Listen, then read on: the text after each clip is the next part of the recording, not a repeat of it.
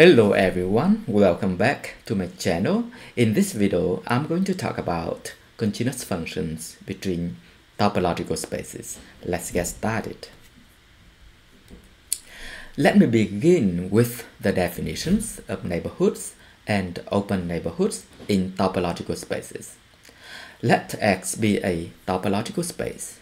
We say that a set U is a neighborhood of X not in X if there is an open set G in X such that X naught belongs to G and G is a subset of U. If U itself is an open set containing X naught, then U is called an open neighborhood of X naught. Let's look at an illustration of these notions. So here, X naught is an element in a topological space X. A set U in X is said to be a neighborhood of X naught if there is an open set G in X such that X naught belongs to G and G is a subset of U. And in the case where U itself is an open set, we can let G be U in this setting and see that X naught belongs to G and G is a subset of U. Okay, therefore, if U is an open set containing X naught, by definition, it is a neighborhood of X naught. And because it is an open set, we call it an open neighborhood of X naught. Now, we are ready to talk about the definition of continuous functions between topological spaces. Let X and Y be topological spaces. A function f from x to y is said to be continuous at x naught in X if for every neighborhood V of f of x naught, there is a neighborhood U of x naught such that f of U is a subset of V. Here, f of U is the image of U under the function f. It consists of all elements f of x where x is in U. So this condition means that f of x belongs to V whenever x belongs to U. We also say that f is continuous on x if it is continuous at every x naught in X. Let's look at an illustration of this notion. Here, f is a function between topological spaces x and y. We say that f is continuous at x naught if no matter what neighborhood V of f of x naught we take, there is a neighborhood U of x naught such that f of U is a subset of V. So it means that whenever x is in U, f of x belongs to V.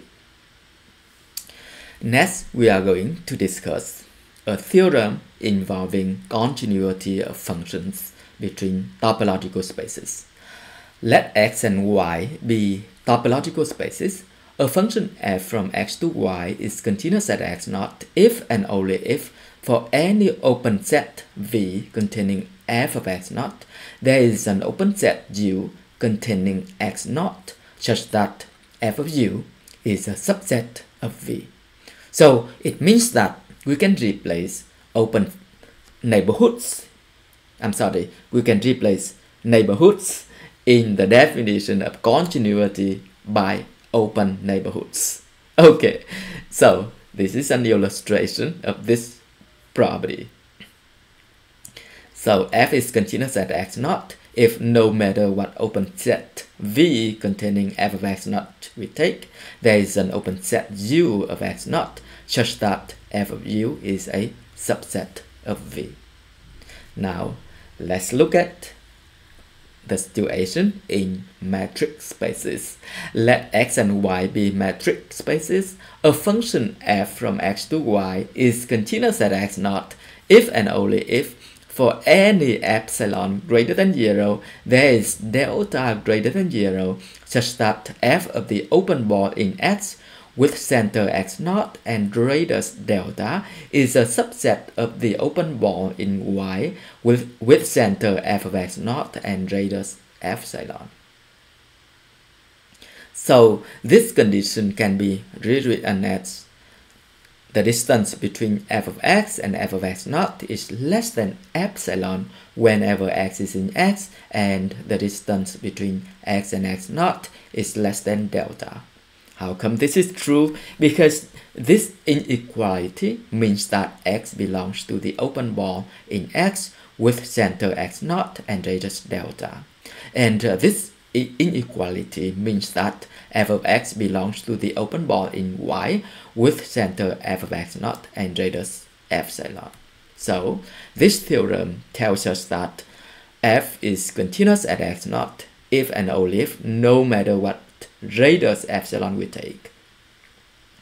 There is another radius delta greater than 0 such that whenever x is in this ball in x, f of x belongs to this ball in Y. So open sets in the previous theorem can be replaced by open balls in the setting of metric spaces. Let's look at the proof of this theorem. We only prove the forward implication in the theorem and leave the proof of the reverse implication for the reader.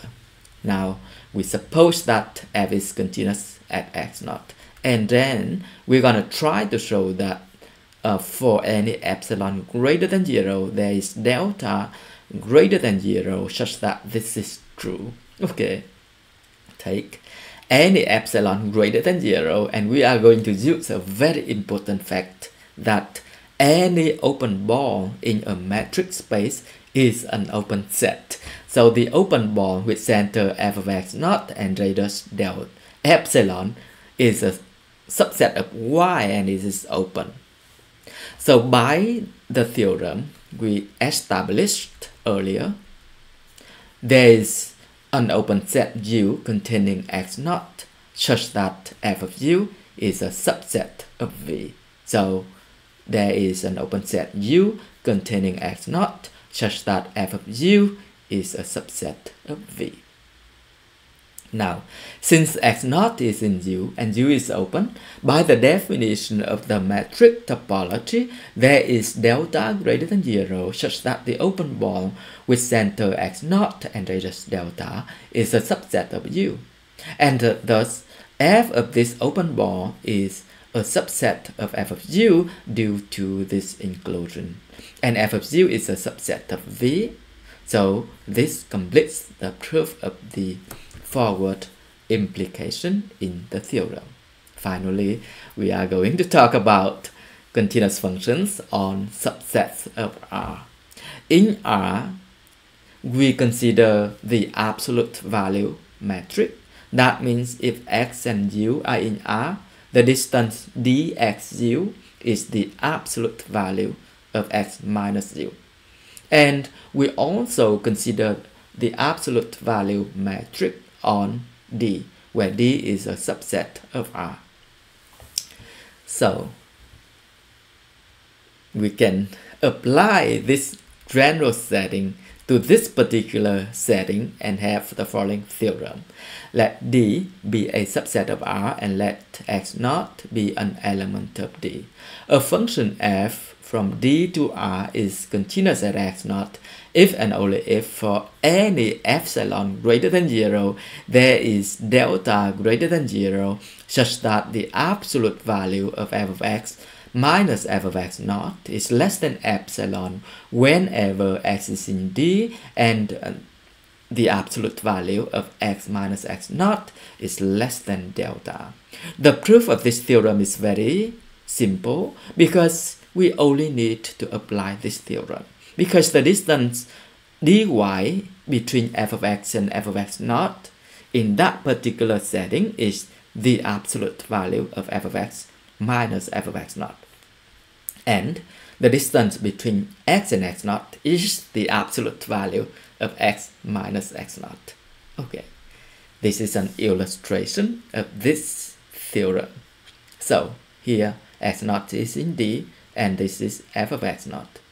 The function f is continuous at x naught if no matter what epsilon greater than 0, we look at this region, there is some delta greater than 0 such that whenever x is in the interval from x naught minus delta to x naught plus delta, meaning that this inequality is satisfied, then f of x belongs to the open interval from f of x naught minus epsilon to f of x naught plus epsilon, meaning that this inequality is satisfied.